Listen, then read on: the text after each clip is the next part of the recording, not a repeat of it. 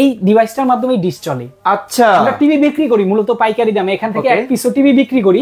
আচ্ছা আচ্ছা। তো টিভির পাশাপাশি এই ডিভাইসটা আমরা প্রচুর পরিমাণে সাড়া পাচ্ছি। আমাদের অনেকের বাসায় কিন্তু টিভি আছে, আমরা চাইলে কিন্তু 40,000, 50,000, 60,000, 1 লাখ টাকা দিয়ে টিভিটা পরিবর্তন করতে পারবো না।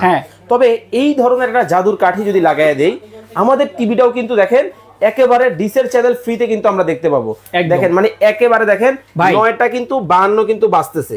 আপনারা আবার অনেক রাগ হবে না?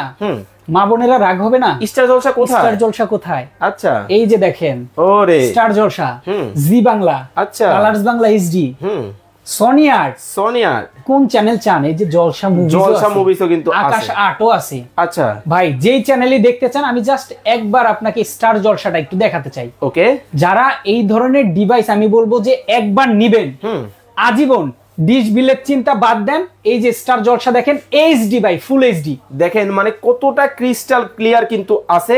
মানে যারা হচ্ছে একটু রিজনেবল প্রাইসের মধ্যে টিভি নিতে চান, তারাও কিন্তু রবিন ভাইয়ের সাথে কিন্তু যোগাযোগ করতে পারেন। 24 ঘন্টার জন্য এই ডিভাইস দুইটার দাম আমি অলরেডি বলে দেই।